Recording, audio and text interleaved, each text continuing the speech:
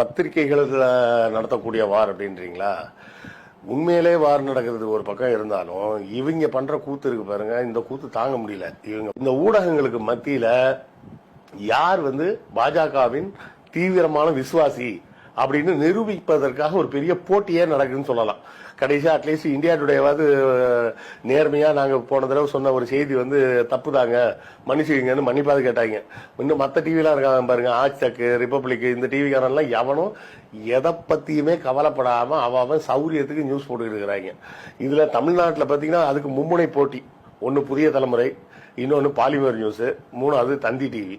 3 பேரும் மாத்தி மாத்தி மாத்தி பொய் செய்தியா போட்டுக்கிட்டு இருக்கிறாங்க. இவங்க எல்லாம் ஒரு பக்கம் பொய் செய்தி போட்டுக்கிட்டு இருக்காங்கன்னா, பாண்டே இன்னொரு பக்கம் தனியா 4வது முனையில நின்றுக்கிட்டு பாகிஸ்தானை நம்ம பிடிச்சாச்சு அப்படின்னு சொல்லி அந்த பேசிட்டு இருக்கிறான். போடுற செய்திகள் எல்லாம் வச்சு பார்த்தோம்னா, இந்தியா பாகிஸ்தானை ஜெயிச்சு, ஆப்கானிஸ்தானை ஜெயிச்சு, ஈரான், ஈராக்கு, சவுதி அரேபியான்னு எல்லா அரபு கண்ட்ரியும் ஜெயிச்சாச்சுன்ற ரேஞ்சுக்கு நியூஸ் போட்டுக்கிட்டு இருக்காங்க. ஒரு பொய் சொல்லலாம், ஏக்கர் கணக்கில் பொய் சொல்லக்கூடாதுன்னு கவுண்ட் பண்ணி காமெடி ஒன்று இருக்கு பாருங்க.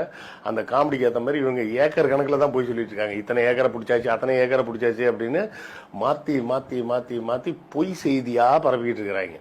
இன்னைக்கு ஒரு வீடியோ பார்க்குறேன். அந்த வீடியோவில் பார்த்தீங்கன்னு வைங்களேன், இது லாகூர் நகரில் இந்தியா நடத்திய தாக்குதல் அப்படின்னு போடுறாங்க. அங்கே அந்த இடத்துல ஒரு இடத்துல தீ பிடிச்சி எரிஞ்சிட்டு இருக்குது.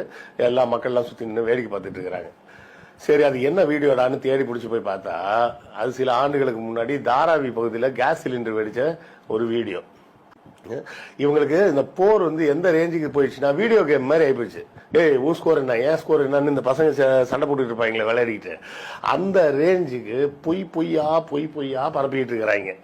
ஆக எல்லாருக்கும் இது இந்த போர்ன்றது ஒரு விளையாட்டா தெரியுது. அதுதான் எரிச்சலா இருக்கு எனக்கு. போர்ன்றது எவ்வளவு சீரியஸான விஷயம். இறந்து போனால் 2 பக்கமும் எவ்வளவு பெரிய சேதம் ஏற்படுது.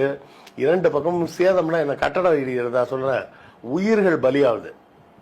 அவங்க எல்லாரும் மனுஷங்க. ராணுவ வீரர்கள்லாம் அவங்க எல்லாம் மனுஷன் இல்லையா? அவங்களும் மனுஷன் தானே. 2 பக்கமும் உயிர் சேதம் ஏற்பட்டுக்கிட்டு இருக்கு. அந்த உயிர் சேதத்தை பத்தி கவலையப்படாம ஏதோ வீடியோ கேம்ல ஸ்கோர் வாங்குற மாதிரி, நான் வாங்கிட்டேன் நீ வாங்கிட்டேன் அப்படின்னு பேசிக்கிட்டு ஏதோ இவங்களே போய் சண்டை போட்ட மாதிரி. எப்பா சாமிங்களா, உங்க தேசபக்தி தாங்க முடியல, உங்களால ரொம்ப முடியலன்னா நீங்களே எல்லைக்கு போங்கப்பா.